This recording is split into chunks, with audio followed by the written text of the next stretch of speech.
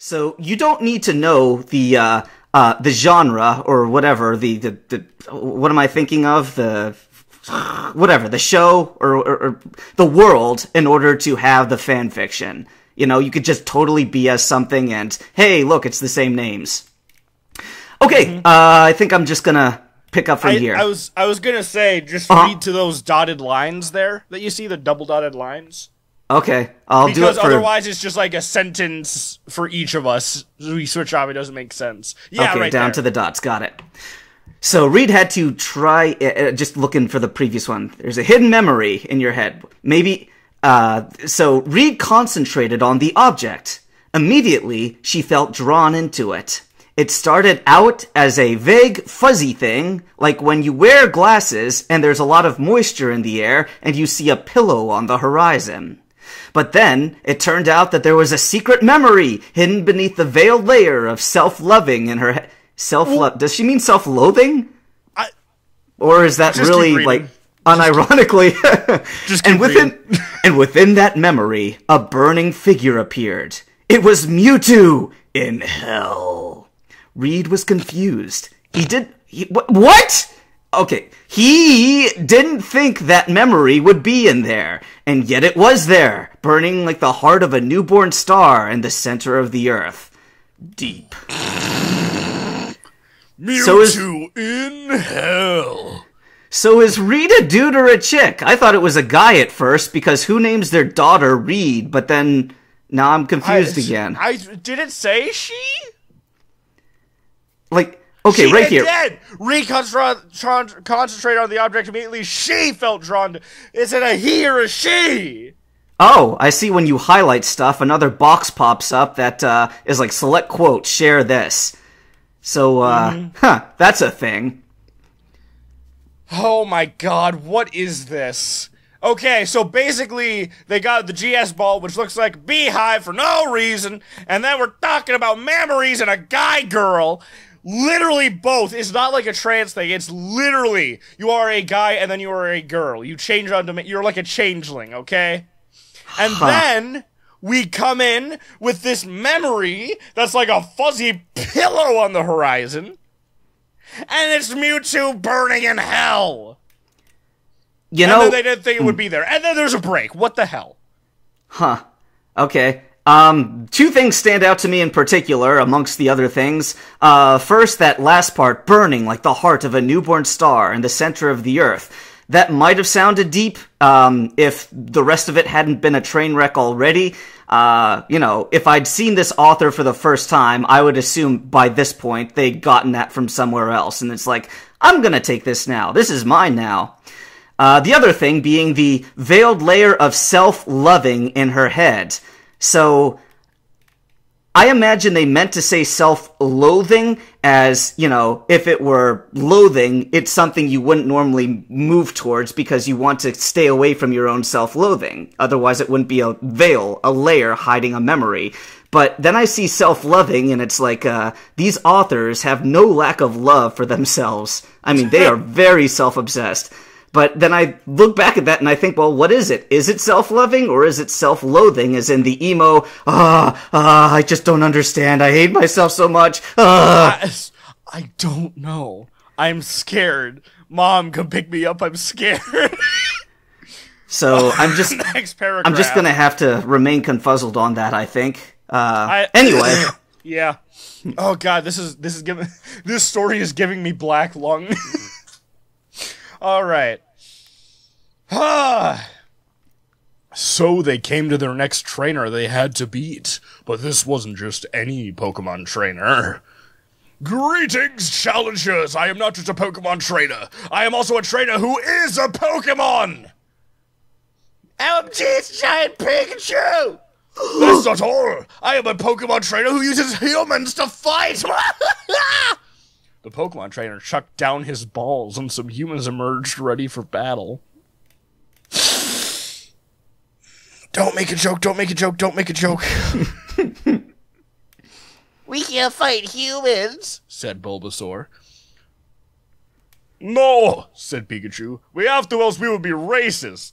So Pikachu chucked his balls down and released his Pokemon upon the humans. The humans, being mere humans, failed quickly in the fight. "We can't defeat your Marikarp," said one of them. So the Pokemon trainer surrendered his human balls to our heroes, who continued on their journey with them added to their collection.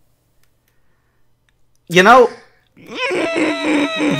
there are some visuals that would have come in handy right now, and because my face is not, on this, you can't see the fact that I've got my hand over my eyes just slowly dragging down my face.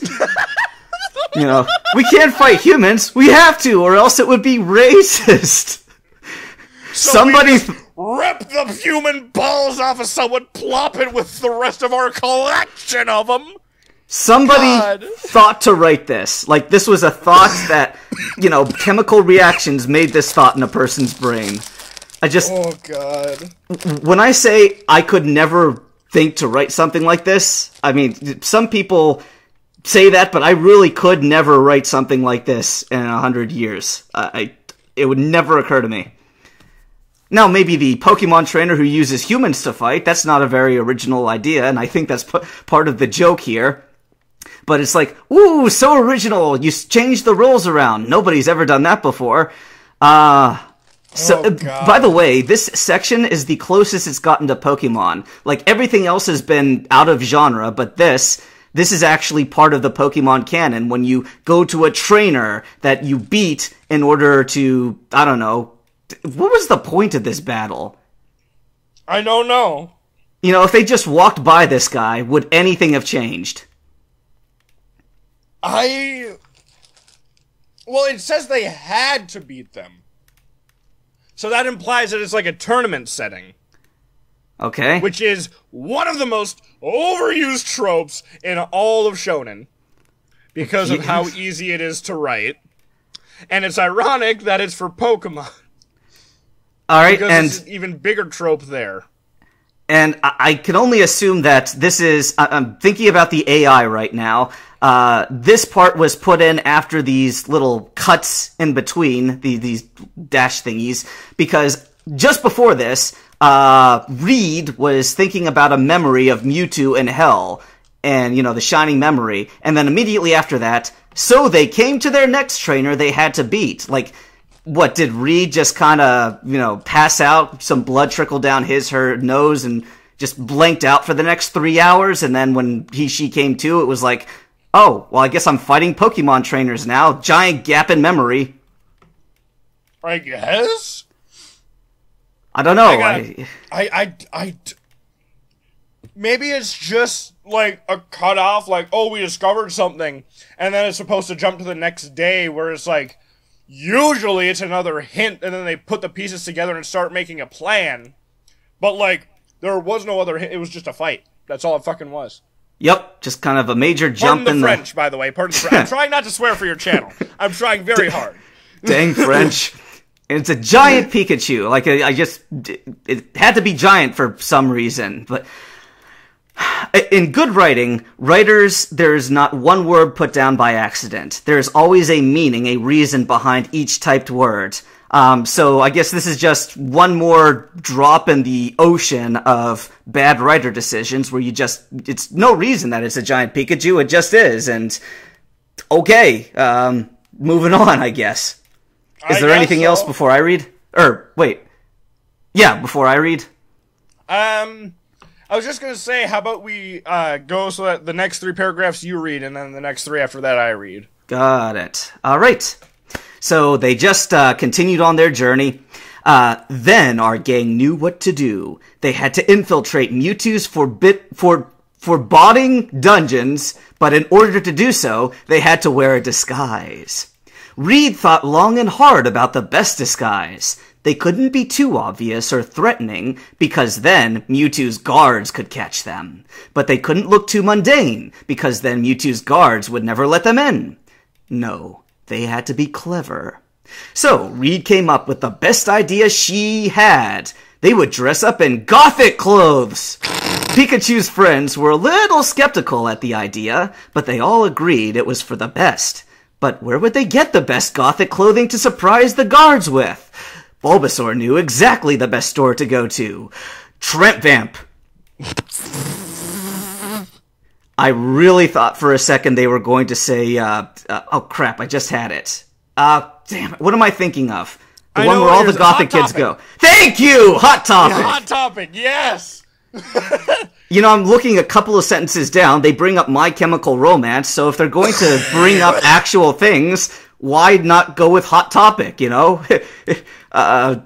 Anyway, so I think at this point in the author's head, it's like, hey, I was just at Hot Topic, and I want to include that in my story somewhere, so gothic clothes to surprise the guards.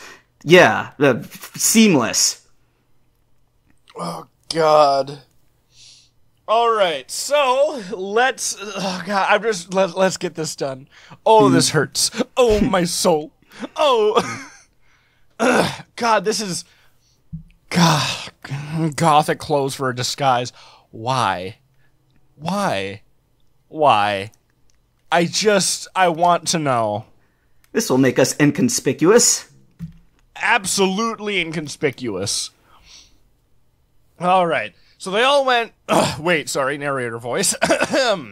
So they all went there in the deep of the night and smashed into the door lock in order to enter the store. Pikachu deactivated the alarm, and so they could easily get into the store and take whatever they needed in order to infiltrate Mewtwo's headquarters.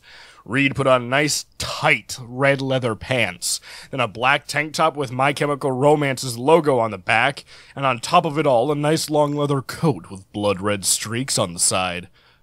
Then she painted her nails black and used red to draw little drops of blood on there. Oh, God, this hurts. Bulbasaur wore a short red skirt with long black stockings that had holes where the toes should go so she could still paint her toenails. And she also had a corset made from unicorn's gut that looked so awesome on her. Over this all, she had on a long leather coat. Pikachu also had cool clothes. Author's note, but I'm running out of imagination to describe it, so I guess he looked like Neo from The Matrix. I know it's an old movie, but those clothes look so cool. Finally, they were ready to face Mewtwo. And this is where the story ends. What? What? Apparently... You know, if they'd taken one further step, they could have said, and then she woke up and it was all just a dream. But... Oh, God. Now, I don't know if you want to read this last bit aloud, because, just look at the next paragraph a little bit, read that a little bit ahead. No, I know. I'm gonna do it. But, okay. I mean, it's all part of the joke here. Here's the thing. We all know it's a joke, and yet it still hurts. You know, it's like, because it reminds you of the truth that the joke is based in. Like, there really was a person who, you know, we gotta stop Mewtwo, who's burning in hell, but now has a secret, dungeon outside of which stands guards and stuff. But before we go there, we gotta dress up in goth clothes. We have to break into a nondescript, branded Hot Topic and steal a bunch of clothes. To make us look like we're the female companion in a Michael Bay movie. There are so many things. If you can just imagine this for a second in a mental picture, have you ever seen an image of a bunch of people trying to fit through a door, but because all of them are trying at once, like, they can't quite squeeze because they're all stuck together? Yes. That's kind of how I'm feeling right now about all the various things to touch on. Like the Pokemon wearing clothing and having, like, human stuff that they couldn't possibly have. Like, for instance, Bulbasaur. I guess Bulbasaurs do have toenails, don't they? But what if it hadn't been Bulbasaur? What if I'd switched that out with, I don't know, Tentacool? Or Seal, yes.